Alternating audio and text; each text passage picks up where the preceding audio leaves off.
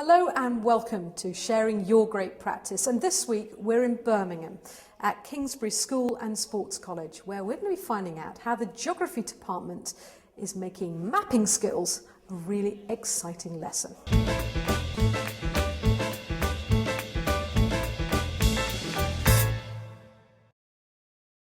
This group of Year 8 pupils have been challenged to produce a detailed 3D model from an Ordnance Survey map. I asked the pupils what are they struggling with, and they said grid references, and they couldn't get their heads around contour lines. So for me, contour lines needs to be 3D, and that's how I sort of thought about the model. And when I'm questioning the pupils, I specifically ask about the contour lines and the grid references to check their learning. When they first start off, they wanted to all do the lake and they wanted to do the trees. And what I really want is the good elements of a sketch map, because one of the skills in geography that they have to do is look at a complex map and turn it into a sketch map.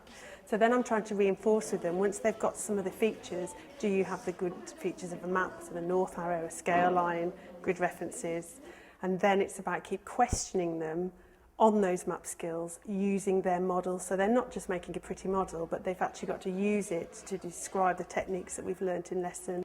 Making a map also includes learning about a map, because you're doing grid references and copying a map. You need to know which grid references, which grid references where and everything, and it's a really good way to also learn.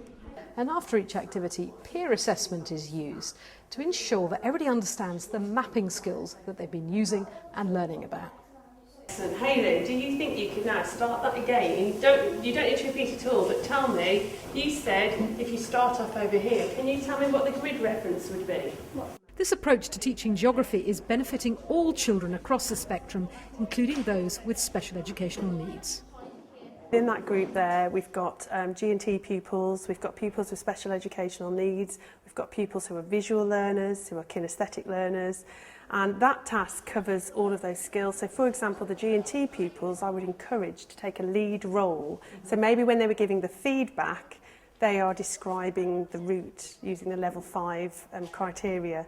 For the lower ability pupils, I encourage the G&T pupils to help them with their peer learning. Really, they're reinforcing the skills, and it's not me having to do that. It's the other learners. Because they've been involved in the activity, whether they could create that particular symbol or represent that particular grid reference, and because it's something they've created or been part of, that information retains easily with them, as opposed to just somebody telling them.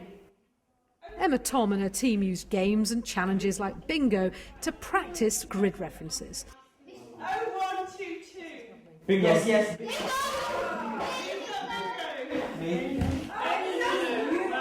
I think you remember more because you're actually doing it, so you're actually remembering it, and if you're just writing, it's gonna be boring and you just gotta get tired and all that. So I think you come out of this lesson happier than the one in a normal lesson. Particularly, I think, for boys, which has been an issue for us within the school, and something we've tried to address for a number of years, to actually see those students now really beginning to achieve and be really positive about their learning. It's a really beneficial thing. And it spins off into Key Stage 4, because we get that going at Key Stage 3 and the students are enjoying their experience. They then decide that they want to opt for the subject at Key Stage 4, and as a result then you've obviously got your Key Stage 4 programme is enhanced, and the achievement and success of those students is raised, and we've had some excellent outcomes in the last year, and hopefully that will continue to improve. And if you want to try something similar in your school, well, the staff and pupils at Kingsbury have these top tips. Be creative, take risks, and make it fun. Make sure you're covering all of the map skills.